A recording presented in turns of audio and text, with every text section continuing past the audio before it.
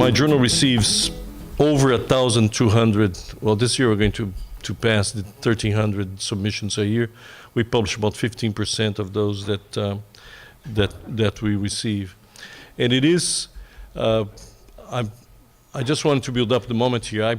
Although I do agree with the importance of being formal with respect to evaluating metrics in science, I do disagree with the previous speaker in the sense that deconstructing the impact factor or deconstructing a concept based on citations is not in our best interest, because mostly we're in the merit business. We're not, publishing is a merit-based system, and we would like to be able to separate the signal from noise. And let me be provocative here. Most of what's written out there is, pardon my French, crap. Most of what's today published in medical journals is of the worst possible quality, and your life can do very well without it. So you want to read some of the best material that's going to advance knowledge in public health, in preventive medicine, and to be able to do so, you need trust. The journal that you take home, that, well, back in the old days when you got a medical journal or a public health journal, you would put in your briefcase, take it home to read the articles you wanted. That paradigm, that does not exist anymore. Nowadays, we identify articles by searching in PubMed, and we go and we find what we need. Journals are no longer that clustered repository that would bring together everything in a nice cluster, 8.5 by 11. You want to read something about cancer screening, and eventually you finish reading that article, you see the next article in the table of contents. It's something that you're not particularly interested, but eventually you read. So you end up, at the end of the day, more eclectic because you read a little more. That does not exist anymore. So we're in a world where the internet, since beginning 1995, when we moved from submission-based and submitting the old model of sending an article for a journal, and you'd have to wait about 1.5 years. Nowadays, you know what happened. Now everything is electronic, and it's much more efficient. Beginning in 2000, we had a new paradigm coming along, which is the open access model, which brought democracy and socialized the inequity that we had in science, particularly based on the fact that the onus, the burden of cost was mostly with the reader. And now the burden of cost is with those who produce the information, in other words, the author, who presumably has grants and has subvention de recherche that are going to pay for that article fee. So the open access model, which began more or less in 2000, particularly with in the wake of the success of PLUS, Public Library of Science, which was founded by Harold Varmus, and Biomed Central, another purveyor of open access journals. Eventually that led to tremendous success. In 2006, PLUS, PLOS, launched PLUS One, which has become, within 2 years, the largest journal in the world. They publish over 35,000 articles a year. The tremendous success of PLUS One eventually led to people to notice that, well, there's a lot of business to do that. PLUS One alone funds the whole portfolio of journals in the PLUS series, PLUS Medicine, PLUS Biology, PLUS Pathogens, and so on and so forth. And same thing about BMC, which used to be a not-for-profit undertaking and now was purchased by Springer. So mind you, there is also a big-time publisher behind an open access movement. So the success of PLUS One launched something that's new now. It's called the sound science concept. The sound science concept, which didn't exist before 2006, was based on the fact that journals would select articles on the basis of not only quality, intrinsic quality of science perceived subjectively by reviewers when we send out for peer review, but also on priority. As I mentioned a minute ago, my journal receives over 1,200 submissions a year. I can only publish a handful of those, at most 200 papers a year. And that's a good thing, because we want to publish the best ones. So that means that the vast majority of those are rejected. But among those who are rejected, there are lots of those that are of high quality science, except that they're not, we call them niche specific. They're based on subspecialty interests. They're not of broad interest to preventive medicine, just to a handful of people. Perhaps it's a regional article. Perhaps it's an article describing a particular public health problem in Chicoutimi or in southern Tasmania, which would not interest the global audience of preventive medicine, which is an international journal. So it's sound science. So the open access movement has also led to an opportunity for a lot of the journals to open franchise derivative journals, which are now allowing this market, which PLOS ONE eventually discovered, to be left there. Now, the negative side of the open access movement is that this led to a perception that you can make a lot of money by being a purveyor of knowledge. So you don't need much to these days. You don't need to publish a glossy journal. Now everything is in the internet, so the costs of publishing have lowered enormously. So because of that, there has been an explosion of predatory, what we call, not me, but someone by the name of Jeffrey Beal coined the term predatory publishers. And these are vanity presses that eventually cater to the need that we have, our community has, of publishing and putting our scientific findings in the public domain. This is a plague that we must fight at every possible cost, because we still need a system whereby, based on citation, which is the most objective way, although imperfect, however it may be, it's the best way. It's the only way that truly separates that signal in science from noise. Because I submit to you, there will be a point. Maybe you have time to blog, maybe you have time to read and tweet and read the social media about articles. But there will be a point in your careers that you are not going to have time to do that. You won't be able to read everything that's in your field. Back when I began my career in the late 70s, I could read every article on my domain of research that was published. Now, with the explosion of publication, I mean, there's way more than I can possibly hope to read, more than 100 times than I can possibly hope to read. So as of January of 2015, we began to have this threat has become very real upon us, which is January 2015, the number of pseudoscience, predatory publishers, has exceeded the number of serious scholarly, academic, well-established journals out there. So we have this upon us, this threat. We need to be able to separate what's really important. And going back to the beginning of my brief presentation here, trust. Trust is the most important thing. You want to be able to pick up a journal, and you want to be able to trust that that journal is behind the quality. It's a filter that eventually whatever made to the pages of that journal, that virtual page, which actually is a PDF file or something that you may or may not have printed you're reading on the screen, is something that you can trust, that you can devote the next 30 minutes of your life to read that article without having to worry about the quality of that science, that someone else, 2 or 3 or 4 peer reviewers eventually actually filtered that science and eventually led to a cleaning of that original raw manuscript to something that you can consume that can make a difference to your lives. Thank you.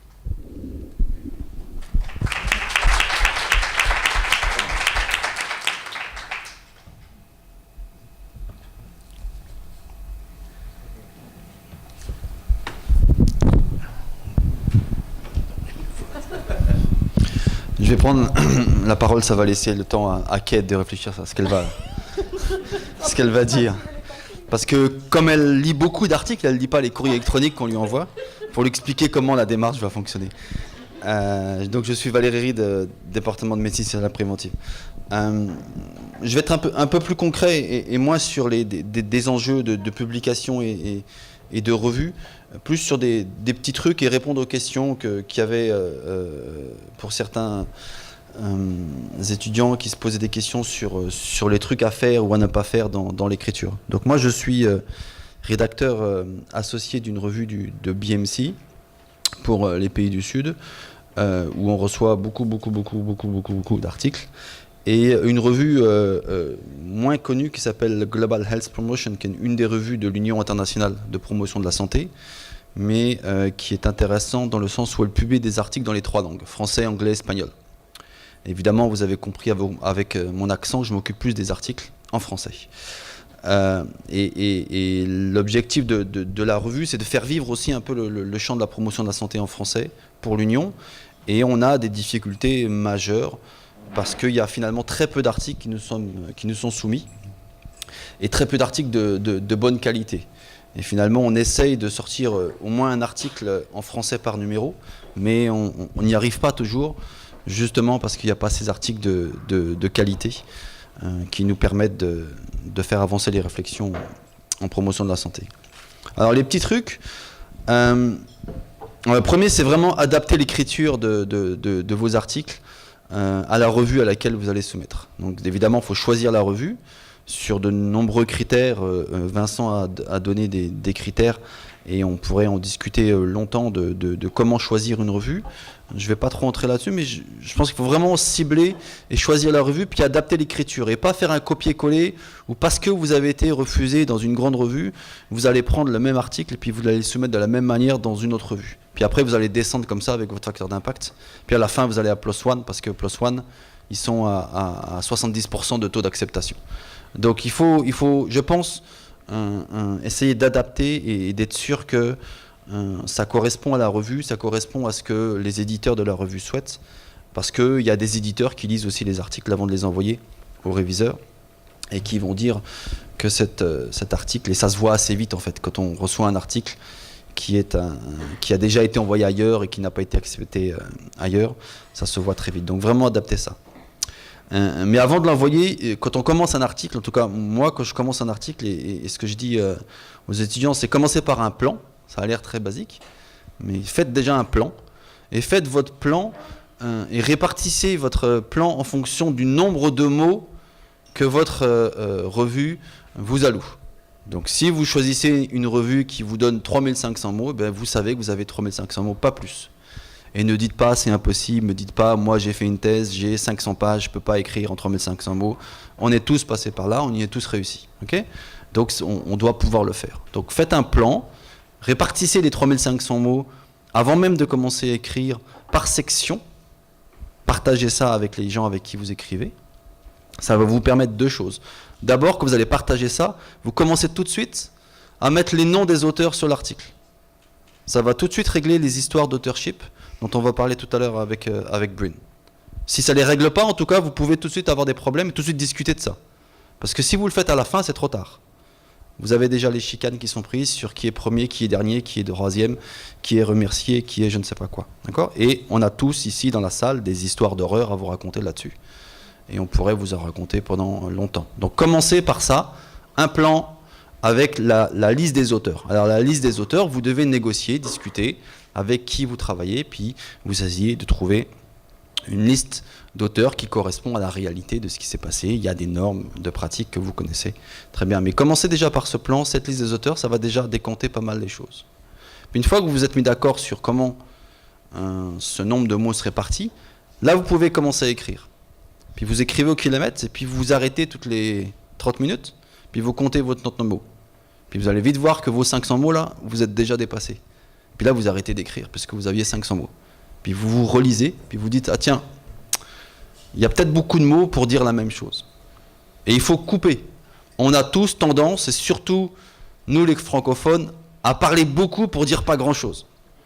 Et on pourrait très bien dire des choses beaucoup plus courtes. Les Brésiliens aussi, mais je n'osais pas. Je peux m'auto... Bref, donc, nonobstant le fait qu'éventuellement nous allions peut-être... tout ça on coupe, et on peut aller directement aux mots classiques. Évidemment, c'est hyper frustrant, mais c'est les règles du jeu des articles scientifiques. Après, vous faites plaisir, vous publiez des livres au PUM que personne ne lit, c'est pas grave, mais au moins, vous écrivez plein de choses. Je plaisante. Donc... Là, les articles scientifiques, c'est vraiment...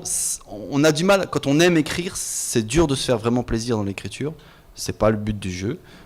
Eh bien, il faut souffrir un peu, puis après, on peut se faire plaisir sur d'autres milieux et d'autres manières d'écrire d'autres choses. Voilà, je pense que c'est un petit truc important, et c'est comme ça qu'on y arrive, nous, et puis je pense que ça permet vraiment d'aller autour des choses et autour directement sur les points. Alors après, évidemment, il y a cette fameuse lettre à l'éditeur. Alors, moi, j'ai pas de conseils trop sur ça. J'ai des avis différents. Parfois, des éditeurs qui vont jamais lire votre lettre et puis qui vont l'envoyer tout de suite, ou qui vont refuser tout de suite votre article. D'autres qui vous disent qu'il faut faire une lettre. Si vous faites une lettre, essayez de faire la lettre un peu plus courte que votre article. D'accord. Normalement, si vous réfléchissez bien, vous allez y arriver. Et il faut être vraiment stratégique sur ces questions. Après, planifier aussi. Alors là aussi, c'est en train de changer beaucoup.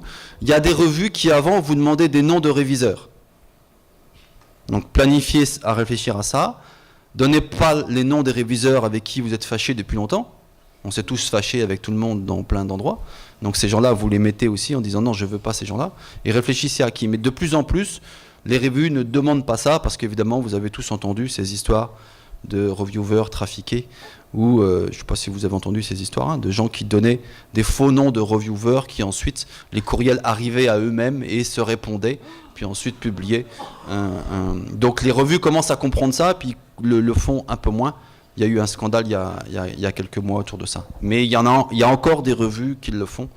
Et on soumettait ce matin avec quelqu'un dans la salle aujourd'hui un article et on nous demandait encore ça, donc il a fallu réfléchir. Voilà, donc pensez à ces questions. Voilà rapidement les quelques idées, puis je vais laisser à Kate, je pense que j'ai parlé 4 minutes, tu devrais avoir au moins plein d'idées.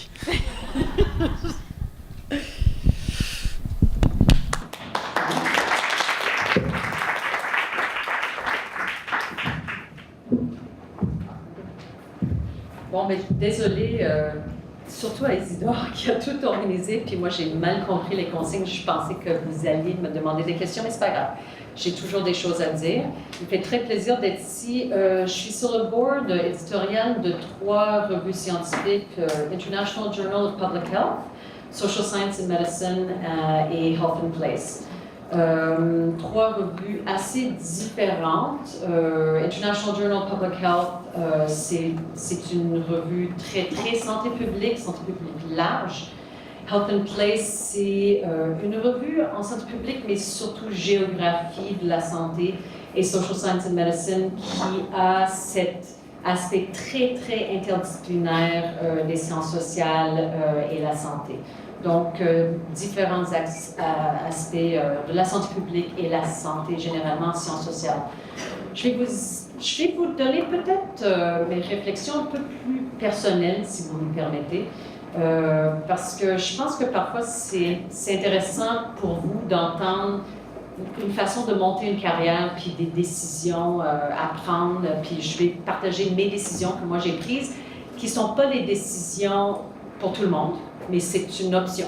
Donc, c'est pas une recette que je vous donne, mais c'est définitivement un chemin que j'avais choisi délibérément. Je vais commencer par, je pense, le dernier point à Vincent, avec lequel je suis pas vraiment en accord. L'idée que, c'est le fun, l'idée que les revues sont pas vraiment la place, ou sont plus la place pour partager les savoirs.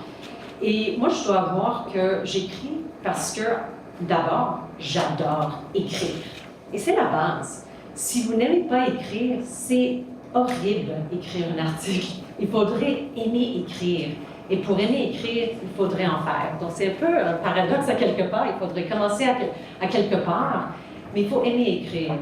Puis, j'aime écrire, mais j'écris aussi parce que je sais que quelqu'un va le lire, ou j'espère en tout cas que quelqu'un va le lire. Et c'est à travers ces revues-là que j'attends à ce que quelqu'un me lise et me réponde, soit avec un courriel ou avec un retour d'article, dans une conversation qui ne serait pas nécessairement directe, ça ne serait pas nécessairement « je réponds à la publication de Frolic », mais que je rentre en conversation avec le monde scientifique. Et j'ai une passion pour ça. Donc, réfléchissez à ça quand vous publiez. Vous êtes en discussion avec le monde. Vous faites partie d'une discussion, vous lancez une discussion. C'est la joie et le plaisir qui est là-dedans. Et c'est plus mis sur les tablettes. C'est quelque chose que si vous publiez, en fait, à peu près dans n'importe quelle revue, vous allez être lu. Donc ça, c'est pour vous donner un petit...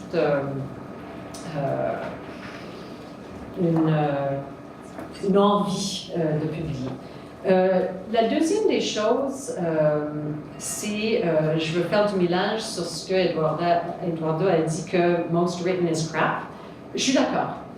Et j'ai essayé, je ne peux pas dire que tout ce que j'ai écrit n'est pas du crap, mais j'ai fait, et je pense, j'en fais encore, un boulot à prendre le temps que ça prend avant de publier. Parfois, c'est 2 ans. Je pense que l'article le plus laborieux que j'ai écrit m'a pris 2 ans à écrire, et je suis très fière. Et c'est un article qui est très cité, dont je suis fière, puis qui a été une belle contribution. J'en ai d'autres qui m'ont pris 1 mois. C'est pas le temps que ça prend qui fait en sorte que c'est bon ou pas, mais avant de soumettre, j'étais sûre que c'était une contribution quelconque, que c'était quelque chose de nouvel. Et ça, je sais que c'est difficile au début, mais surtout au doctorat et parfois à la maîtrise, ce qu'on fait est vraiment novateur. Mais il faut le travailler pour que ça soit vraiment novateur, bien soigné, bien fait. Puis il y a vraiment 2 camps dont j'entends, en discutant avec les collègues. Il y en a certains qui vont dire, envoyez les papiers aux revues avant que ça soit complètement finalisé parce que les reviewers vont faire le travail pour vous. Et je peux vous dire, je pense que c'est, à mon avis, c'est pas nécessairement la chose à faire. Il faudrait soigner les papiers pour être fier. C'est une belle contribution quand c'est bien soigné. La dernière des choses que je dirais, c'est de bien choisir votre revue dans le sens de réfléchir à l'auditoire avec lequel vous voulez être en discussion. Donc, parce que c'est une discussion quand on écrit, c'est un dialogue. Bien connaître la revue dans laquelle vous soumettez, parce que ça va être votre auditoire, ça va être la conversation que vous allez faire. Et ça, vous pouvez le faire en lisant beaucoup, mais aussi en discutant avec les collègues. Donc, ça, c'est ce que j'avais à partager avec vous.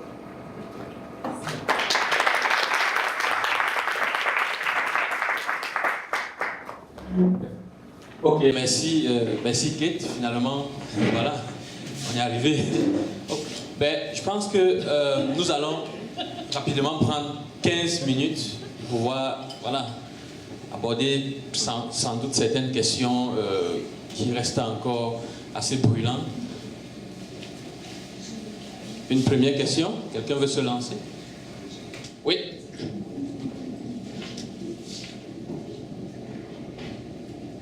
Bonjour, je m'appelle Fanny Lalonde. C'est une question en fait qui pourrait s'adresser à vous trois. Je me demande si on fait la recherche, on prend les concepts appliqués en santé publique, mais on les applique à un autre domaine, par exemple que la médecine. Est-ce que c'est publiable dans les journaux, dans les revues, par exemple sur lesquelles on est mieux de publier dans des revues qui sont vraiment dans notre domaine? Pouvez-vous nous donner un exemple? Oui, en fait, ce que je fais, par exemple, je veux prendre des méthodes utilisées en santé publique, les appliquer à la sécurité informatique. Donc, au lieu d'étudier des maladies, ça va plus être des infections par des logiciels malveillants, ces choses-là. Donc, je peux publier dans des revues ou des conférences dans mon domaine, mais je me demandais est-ce que ça serait publiable dans des revues orientées public health, population health, parce que c'est des concepts que j'aborde dans mes publications. I'll give a first kick at the can here. Yes, it's perfectly possible, and in fact, it's innovative. If there's one thing that we, just to give you an example of my journal, Preventive Medicine, we like when people borrow techniques from other fields and apply to public health. It's a delight to see an article that's using a statistical technique from, let's say, econometrics or economics and eventually applying this to public health to solve a problem. This is the sort of thing that editors are always looking to find. So it is perfectly possible. And nowadays, the concern about publishing exactly in your domain of research no longer exists. Back in the days before PubMed, you had to find your article based on reading things like current contents. How many of you heard of current contents? Well, there's an age correlation here with those who actually answer this question. So there was a time when you identified the articles that were published in your field of work by reading current contents, which summarize everything, table of contents, current contents in your field. Nowadays, you don't need to worry about that. Let's say you put a keyword in your field of interest, cancer screening or cervical cancer, you find this regardless where it's published. So the need to publish on a specific journal in your field is no longer there. It helps, of course, in terms of recognition by your peers, because I suppose you would want, if you're an epidemiologist, would like to publish eventually in a journal that has epidemiology on the title of the journal, because it kind of identifies you with your peer group. But that need no longer exists. And what you mentioned, crossing bridges is a useful thing to do, because eventually you're able to show a particular technique to another group of people, and that would be a positive thing to do. Je partage ce qu'Eduardo dit, sauf que il faudrait que vous pensiez à votre carrière. Si vous êtes en informatique, c'est très bien de l'écrire sur des théories ou des méthodes de santé publique et les appliquer en informatique. Et si vous êtes en santé publique et vous faites ça, vous n'êtes pas lu par vos pairs. Et ça peut être, à mon avis, c'est un peu un risque dans le futur qu'on regarde votre CV et on se demande pourquoi elle publie en informatique puis pas en santé publique. Donc c'est risqué parce que on veut voir un continuum et il y a quand même une histoire dans votre parcours de publication. Ça se fait, mais c'est pas ordinaire.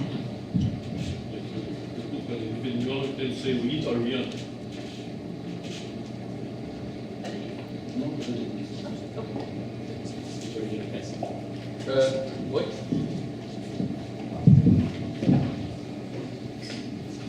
Bonjour, je m'appelle Emmanuelle et je suis étudiante à la maîtrise en sociologie. Là, on a beaucoup parlé d'articles en général. Moi, mon expérience en ce moment avec une équipe de recherche, c'est quel type d'article. On se dit, on va publier un commentaire. On dit, on va publier un manuscrit. On veut publier un article sur nos méthodes. Donc, en fait, j'ai deux questions. Comment est-ce qu'on devrait choisir quel genre, quel type d'article? Et deuxièmement, qu'est-ce qui prévaut dans un journal avec un bon impact factor? Est-ce que ça serait d'avoir un commentaire peut-être plus court dans un très bon journal, ou est-ce que ça serait un manuscrit dans un journal peut-être avec dans un journal avec un impact factor plus bas? Peut-être je vais partager avec vous une histoire et une réflexion. Avant, j'étais dans un centre de recherche très médical et tous les ans, le directeur fait l'évaluation de chacun des chercheurs. Et évidemment, quand il nous faisait l'évaluation, il nous demandait de venir avec notre H-index imprimé pour lui montrer combien on valait. Et également, et c'est le seul que j'ai jamais vu ça, et ensuite il nous demandait aussi les articles les plus importants. Et puis c'était le début, je ne savais pas trop ce que je devais donner, quoi donner à qui. J'ai demandé aux collègues. Et j'avais publié une lettre dans le Lancet de 500 mots, dans lequel je disais pas grand-chose, comme dans 500 mots, alors que j'avais écrit des articles où j'étais très fier, des théories, des trucs incroyables, dont personne n'a jamais écrit autour de ça, mais moi je croyais que j'avais inventé une nouvelle théorie. Et ces articles, on m'a dit non, c'est trop compliqué tes histoires. Viens avec ta lettre de 500 mots, tu vas voir, il va être super content. Et en effet, il a été super content. Il n'avait rien du tout. Donc je pense qu'il faut se poser des questions aussi de ce qu'on veut faire après des articles et pourquoi on publie et comment on publie. Et qu'on ne soit pas tous obnubilés en permanence sur cette histoire de facteur d'impact, index. Et en même temps, je me demande, et puis c'est une question que je pourrais poser à Vincent, on pourrait en discuter peut-être tous ensemble, c'est je me demande jusqu'où est-ce que, comment dirais-je, on se regarde le nombril autour de ces questions-là, et que finalement, dans ma petite carrière universitaire, j'ai jamais vu aucune assemblée départementale pour la promotion des collègues dans le département, pour les subventions données aux IRSC, dans les subventions, je n'ai jamais vu aucune discussion sur il n'a pas publié dans un article, dans une revue avec un haut facteur d'impact, quel est son H-index. Je ne me souviens pas, mais je n'ai pas participé à beaucoup de comités de promotion ou beaucoup de demandes de subventions, je ne me souviens pas avoir vu des débats sur ces enjeux-là pour donner des subventions, par exemple, pour l'amélioration de la carrière. Je ne me souviens pas avoir vu beaucoup de vues de CV où les gens écrivaient à côté de leur article et quel était le facteur d'impact de chacun de leurs articles. Il y a des gens qui font ça dans certaines universités, mais dans d'autres, ça ne se fait pas. Puis j'imagine que même dans certaines, c'est pas bien de le faire. Donc voilà, je pense qu'il. Alors après, pour répondre plus directement sur les. Ça dépend de ce que vous voulez publier. Si vous voulez publier un article de méthode, faites-le. Au contraire, il y en a très peu. Il y a très peu de gens qui réfléchissent là-dessus. Voilà, il faut choisir votre revue et le type d'article en fonction de la contribution que vous voulez faire. Vous êtes à la maîtrise? Écrivez ce que vous voulez écrire. C'est le plus important. C'est trop tôt d'être stratégique comme ça. Si vous avez envie d'écrire un commentaire, écrivez un commentaire. Si vous avez de bonnes empiries puis vous voulez écrire sur votre empirie, faites-le. Peu importe ce que vous allez écrire pour les demandes de bourse, si vous avez quelque chose en premier auteur, ça vaut énormément. Donc, faites ce qui vous fait plaisir intellectuellement. C'est le plus important. Il ne faudrait jamais oublier ça. Ça va vous amener à écrire de meilleures choses.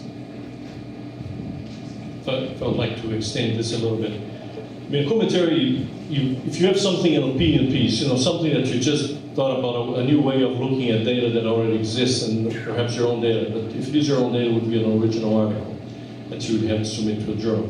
I do insist, however, that you would choose your journal. Choose your journal on the basis of those that you admire, the journals that you respect, the journals where your favorite articles are published there. That's a good guidance. And in general, you're going to find that there's a good correlation between this trait and a high impact factor, relatively speaking, to your field. And this is one way of separating us from the rest.